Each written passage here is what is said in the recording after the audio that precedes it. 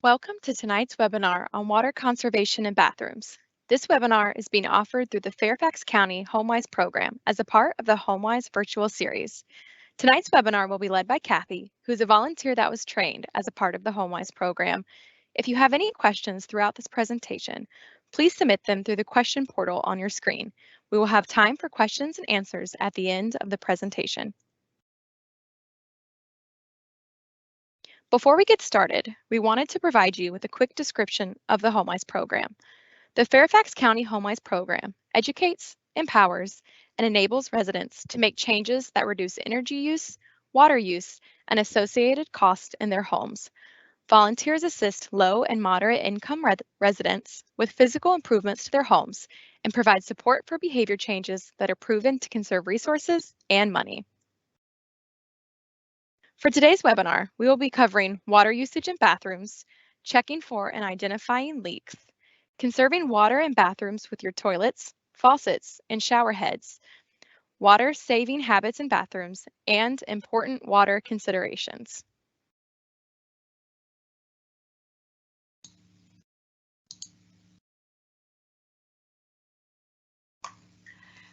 So the first question to consider is how much water are you actually using in your house? This slide has some statistics for your average American family.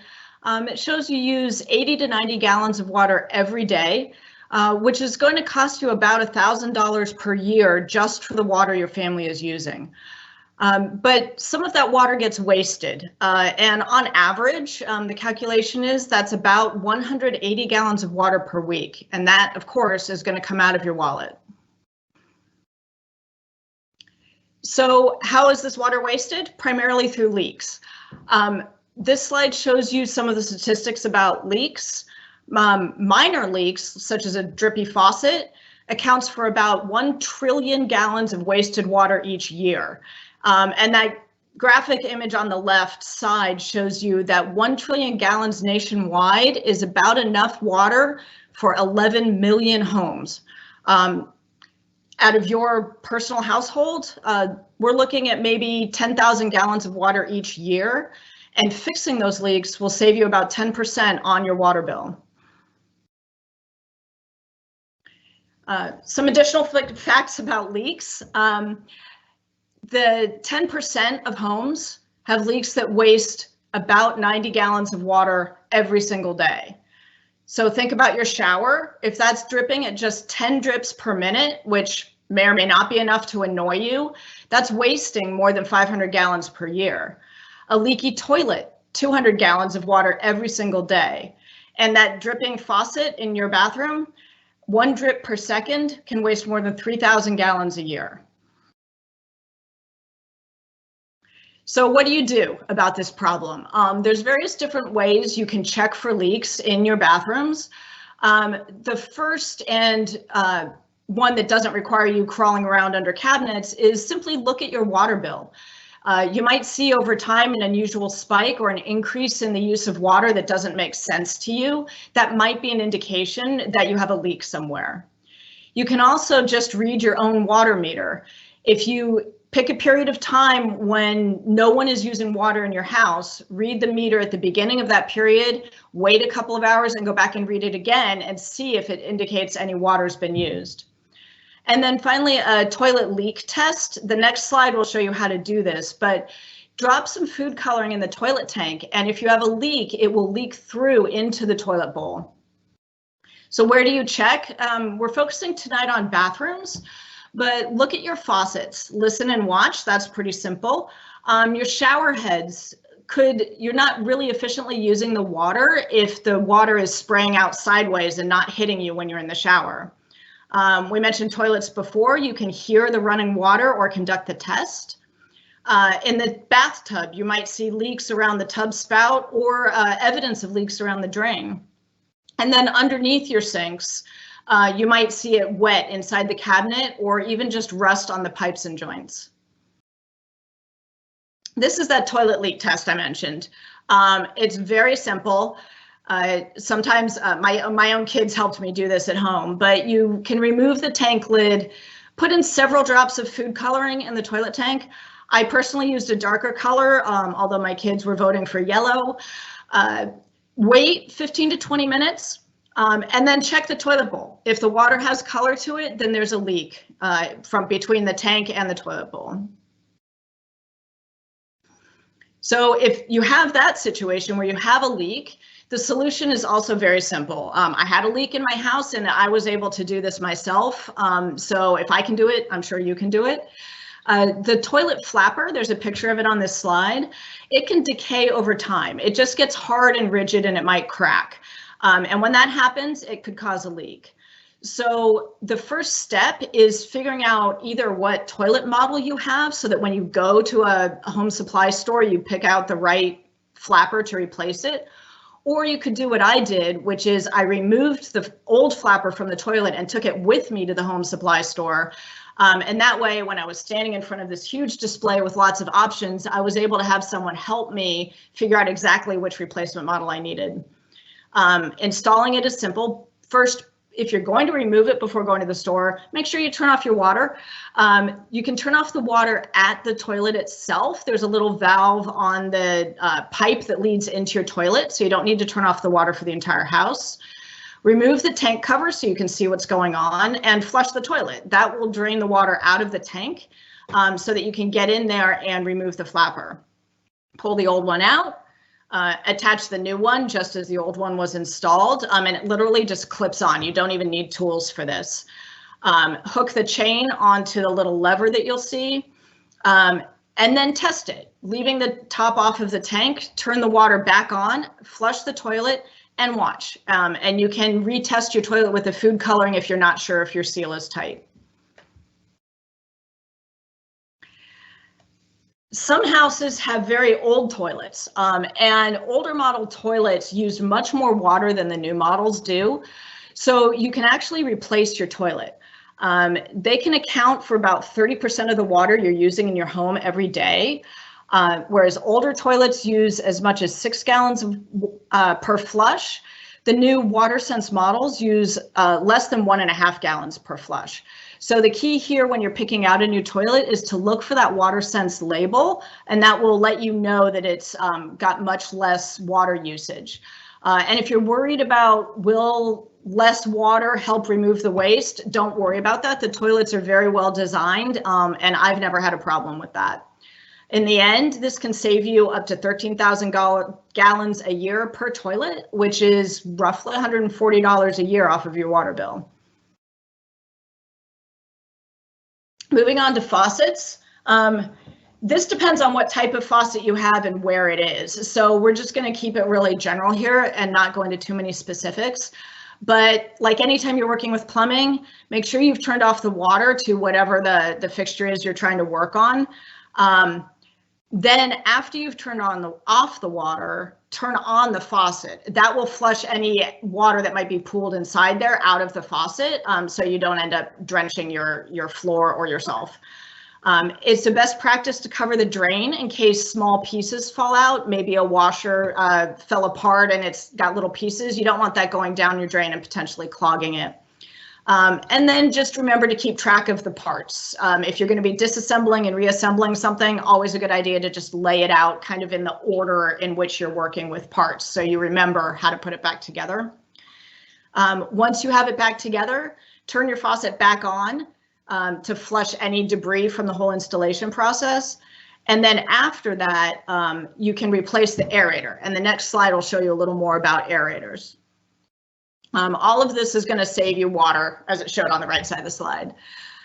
So aerators, new faucets will come with these, but you can also buy replacement aerators in your home supply store. They look like the picture on the slide. It's a super easy way to save on water. Your average faucet will use 2.2 gallons per minute if you just have it on and running, but a low flow aerator can reduce that to 1.5 gallons per minute. They're designed internally to inject air into the water flow so that when you're washing your hands or brushing your teeth or whatever you're doing, it feels exactly the same as the higher flow water. So you're not losing any performance by just reducing the amount of water that way. And again, I'll just run through this quickly, but cover the drain, You can remove the old aerator. They literally screw on, so just unscrew it. If it's tight, we recommend wrapping an old cloth around it and using a wrench to get it loose. The cloth is just to prevent your pipes and plumbing from getting scratches on it. There is a rubber washer inside, which can get stuck in there. So you want to get that out as well. And then just screw the new aerator on. And again, if you need to tighten it tighter than you can with your hand, use a cloth around it before you use the wrench, just to prevent it from getting scratched up. Moving on to the shower. Most leaks from your shower head are caused by a loose connection between the shower head and the pipe stem. And what you see in those pictures is the pipe stem, right? It's the piece coming out of your wall. The shower head just screws on and off, just like the aerator does. You can take the shower head off and then wrap pipe tape or this Teflon tape around the threads where you're going to screw it back on, and that will help seal it from any leaks. Another possible cause of leaking is if the washer or the O-ring that's on the inside has broken down or disintegrated, and those also you can just buy at any home supply store and replace. Unscrew the shower head, take the old one out, put the new one in, screw it back on. Very simple.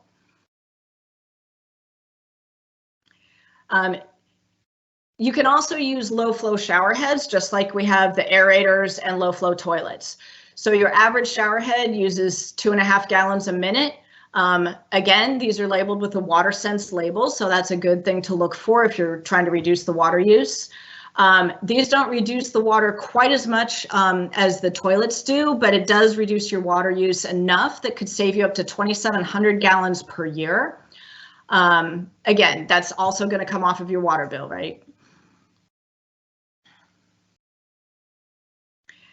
So now you've addressed the leaks, but there's still ways that we use water. A lot of these are habits that we learned growing up, watching our parents, or just habits we got into ourselves. And there's some pretty simple things you can do by just simply changing your habits to save you quite a bit of water. The first is turning the tap off while brushing your teeth. If you leave it running and you brush your teeth for 2 minutes, like the dentists tell you to, you're just running all of that water down the drain for no purpose.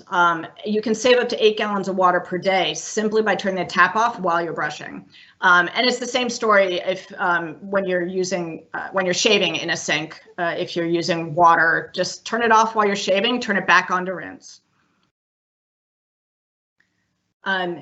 This one surprised me, actually. So if you take a shower instead of a bath, you can save 45 gallons every single time you bathe. I was very surprised by that. I had always assumed a bath was less water because the shower's constantly running. It just feels like more water to me.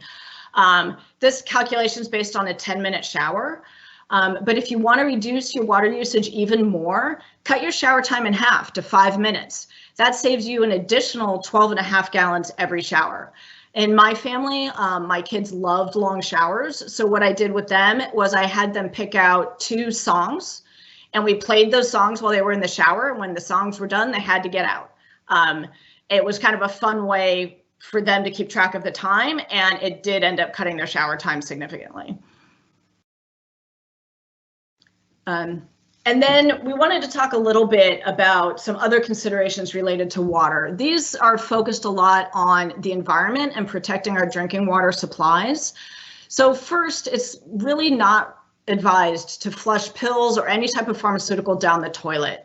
Another slide will show you in more detail why that is, but the water treatment facilities are not constructed in a way that can remove medications from our water.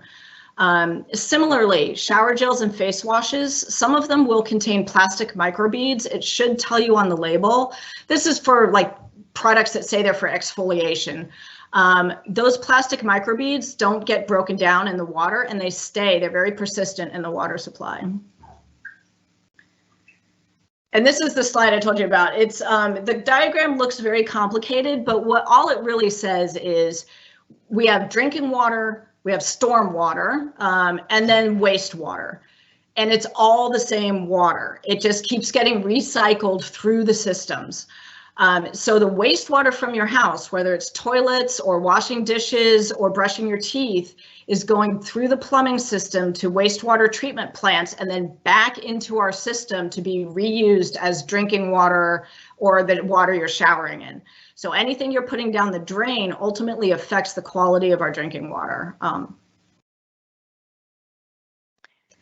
All right, so we will now move to the question and answer segment of tonight's event. We will be discussing a few of the questions that have been submitted. If you do not receive an answer to your question, or if you would like additional follow-up, please email us at homewise@fairfaxcounty.gov. So our first question, Kathy, we had a question, somebody asked, how do I find or locate my water meter? If it's not readily visible, like I can see mine just on the outside of my house, just by walking around my house. It needs to be accessible to the water company that's going to come read it. So if you don't see it quickly, I would suggest calling the water company and asking them where they have put the water meter. That's a great recommendation. And I did mean to say at the beginning of this, if you have additional questions while we're working through the list we have, please feel free to keep submitting them through the question and answer portal that is on your screen.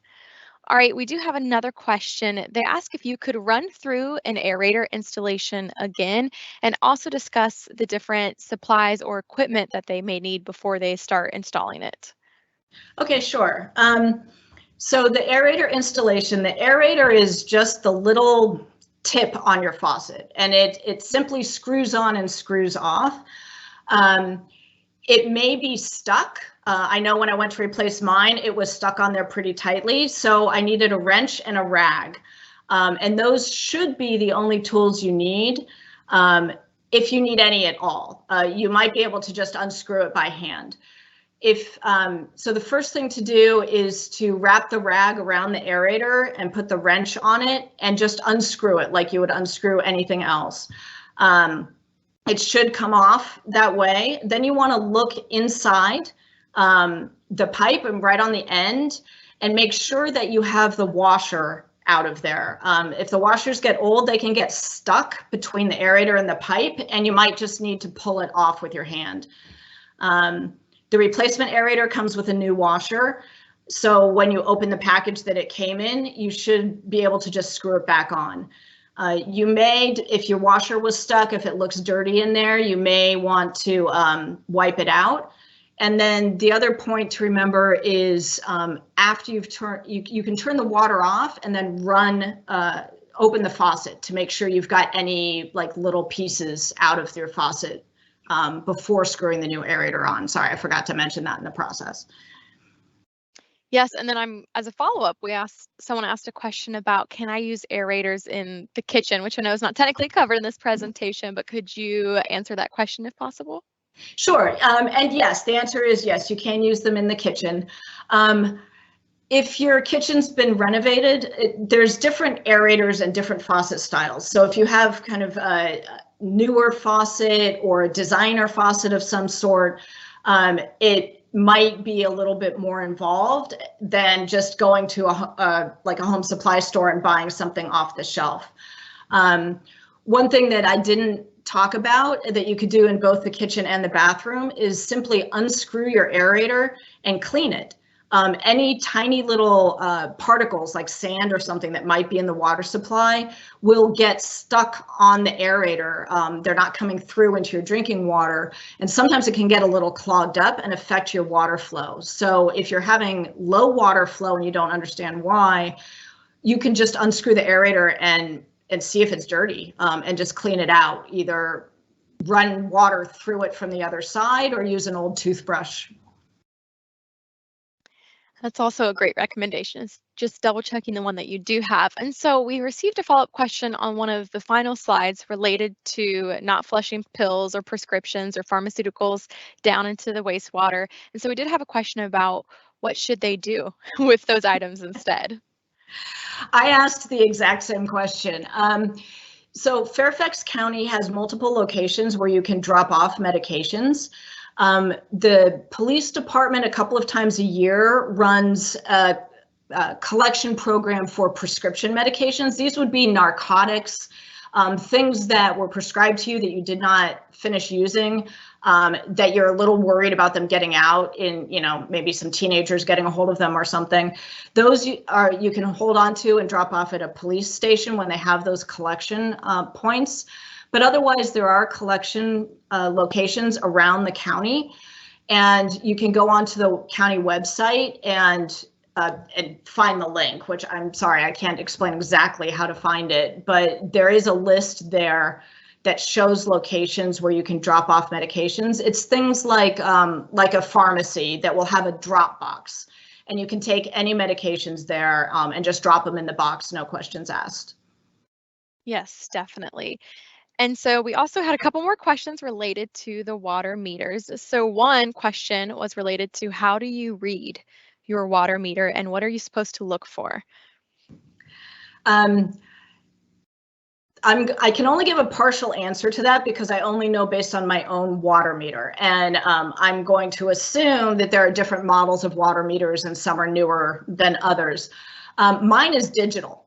So it has numbers out to, I think, 1/10 of a gallon. And the numbers just flip like kind of an old style digital clock. So mine is very easy to read because it's just the numbers. I assume others have a gauge or a dial that looks like your gas tank gauge in your car, right, with a needle that moves slowly around. But I'm going to have to defer to the HomeWise program if they have more information on the water meter models. I just don't know. So this is a very specific question. Like Kathy mentioned, it's kind of circumstantial related on what your actual water meter is like. If you can't figure out your water meter or if you are having trouble locating it, or we actually also even had a follow-up question about the fact that their water meter is under a large metal cover by the street and they want to know how to remove the lid, all those questions should be directed to your water utility. They can provide you with exact specifics related to your water meter and potentially how to read your own water bill because that can potentially depend upon your system. We did have, Kathy, another question come in about how do they look for the WaterSense models? How do they identify a model that is WaterSense approved? There will be a label on the packaging in the store. That's the quick answer to that. Yes, absolutely. So there will be a label. It is a program run by the US EPA, and all those models are guaranteed to save you extra on your water, which of course not only saves on your water consumption, but also will save on your water bills, which we mentioned a couple times throughout this presentation. So I'm going to double check. I don't see any questions in here right now, but like I said, you can always send us some follow-up emails if you have more questions that you think of after this presentation. So we did want to show you a slide about our upcoming HomeWise events. So as a quick reminder, the HomeWise program will be hosting more events similar to this as a part of our virtual series. Our next event is on April 7th from 7 to 8:30 p.m. This event is a Ask a Volunteer virtual question and answer session. So this allows residents to sign up for one-on-one 10-minute time slots to speak with a volunteer about their specific questions. So if you do have any follow-up questions or you conduct a toilet leak test or something within your own home or you identify leaks and you have questions about what to do about those, this is the perfect opportunity to speak in a one-on-one environment and ask those specific questions with one of our volunteers. And then after that, on April 19th from 6 to 7 p.m., we are hosting another webinar on outdoor water conservation, which of course will be very similar, but specifically related to the outdoors and to your landscaping. For more information on either of these events, please visit our website, www.fairfaxcounty.gov/environment-energy-coordination/HomeWise, or send us an email and you will see the email address on our next slide. All right, so thank you everybody for joining us. Again, email any additional questions to homewise@fairfaxcounty.gov, and we hope you have a great night.